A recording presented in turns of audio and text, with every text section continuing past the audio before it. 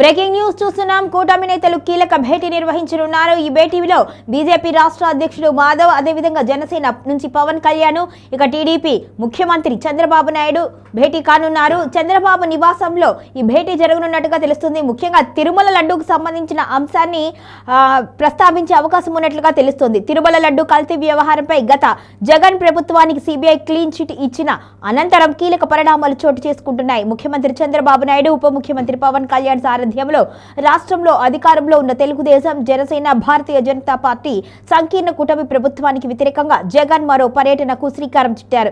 గుంటూరు తర్వాత ఇక ఇబ్రహీంపట్నం వెళ్లనున్నారు. అయితే జగన్ నిర్వహించిన గుంటూరు పర్యటన అనుకున్న దానికంటే అధికంగా విజయవంతం కావడంతో వైఎస్ఆర్ కాంగ్రెస్ పార్టీలో జోష్ నిండింది.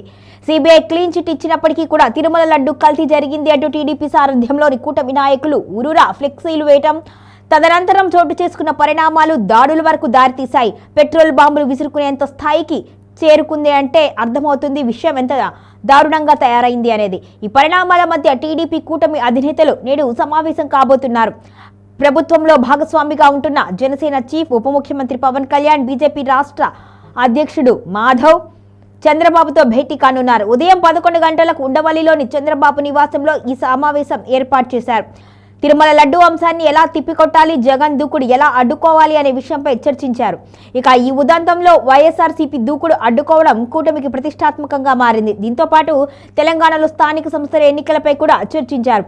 శుక్రవారం నుంచి పవన్ కళ్యాణ్ ఈ ఎన్నికల ప్రచార కార్యక్రమాల్లో పాల్గొనబోతున్నారు. దీనికి సంబంధించిన రూట్ మ్యాప్, బీజేపీ అభ్యర్థులను గెలిపించడానికి అనుసరించాల్సిన వ్యూహాలను కూడా సందర్భంగా వారి మధ్య చర్చకు వస్తున్నాయి. తిరుమల లడ్డు తయారీలో వినియోగించే నెయ్యిలో జంతు కొవ్వు, చేప నూనె కలిసింది అంటూ స్వయాన చంద్రబాబు, పవన్ కళ్యాణ్ పలుమార్లు ప్రకటించారు. ఇందులో సాక్షాత్ సుప్రీంకోర్టు జోక్యం చేసుకుంది.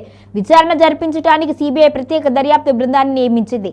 అన్ని కోణాల్లోనూ సూక్ష్మ స్థాయిలో విచారణ జరిపిన అనంతరం నెయ్యిలో జంతువుల కొవ్వు కల్తీ కాలేదు అంటూ సిట్ నివేదిక ఇచ్చింది. దీన్ని ఎలా తిప్పికొట్టాలి అనేది ఇప్పుడు కూటమి ప్రభుత్వానికి సవాల్గా మారింది. ఇదంతా వైఎస్ఆర్సీపీ దూకుడు అడ్డుకోవడానికి కూటమి ప్రతిష్టాత్మకంగా తీసుకుంటుంది అని కూడా వైసీపీ నేతలు అయితే అంటున్నారు. దీంతో పాటు తెలంగాణ స్థానిక సంస్థల ఎన్నికలపై కూడా చర్చ జరిపి తర్వాత దానికి సంబంధించిన ప్రణాళిక కూడా రచించే అవకాశం ఉన్నట్లుగా తెలుస్తోంది.